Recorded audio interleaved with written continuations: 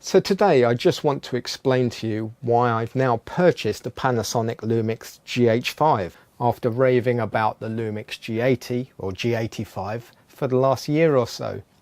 So here's the thing, the G80 is a fantastic piece of kit and it still has a very important place in my camera arsenal. I still use the G80 for a number of projects. This week I used it as a second camera on a conference shoot. I use it for travelling, vlogging. I'm using it right now. I can take it places I just don't want to take my more expensive GH5. And I've even shot an entire TV show just on the G80. So at 3 times the price, what made me decide to go for the GH5 as well? Well, I am a professional cameraman. I use and own a number of cameras. Although anyone that knows me will know I've long been a critic of DSLR or DSLM type cameras for video work.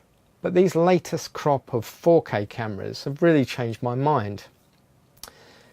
In my opinion, they're now suitable for the purpose in some, but not all situations. I always believe in the right tool for the right job. And certainly when looking to travel light, the smaller cameras fit that bill. So here's why I upgraded to the GH5. Some of my work involves filming events such as conferences, seminars, interviews, etc. Whereas I might use one of my bigger cameras with HD SDI outputs for live multi-camera mixing work, the GH5 now allows me to take a much more compact device and record continuously during an event, something that just wasn't previously possible with most DSLR cameras, which typically have a 30-minute recording limit. Even on battery power, the GH5 can record for around 2 hours in 4K.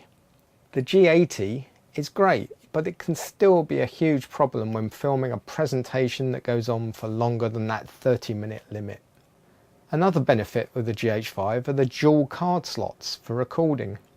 While I may record on the very robust P2 cards on my bigger camera, the ability to record simultaneously to 2 lower cost SDXC cards gives me much more peace of mind when capturing one-off events.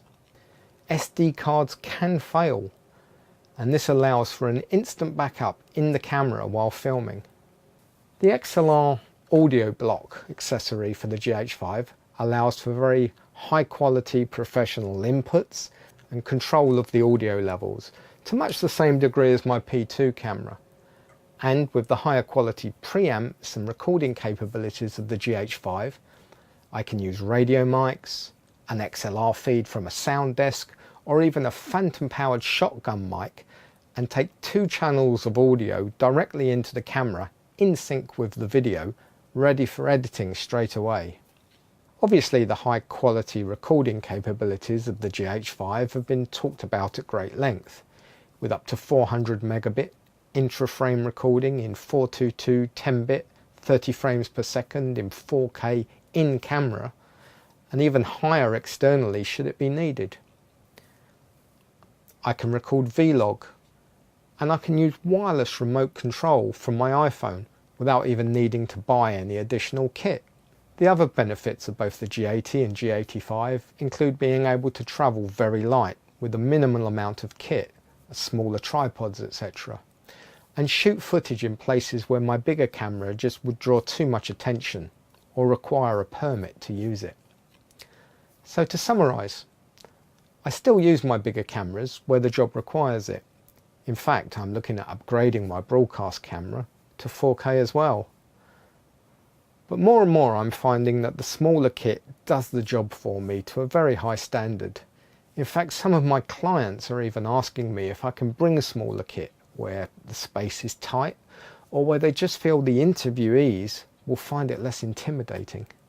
Also, many of the downsides with DSLR shooting, such as the recording limits, anti-aliasing effects, jello effects, and the lack of stabilization, have pretty much all now been addressed.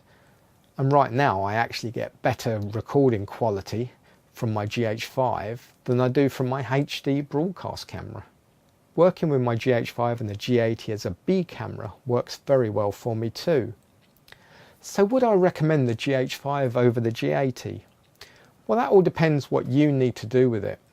The GH5 is a far superior, more professional camera, but at a price, and the smaller, lighter G80 is still perfectly capable and my preferred camera for a lot of the non-commercial filming that I do.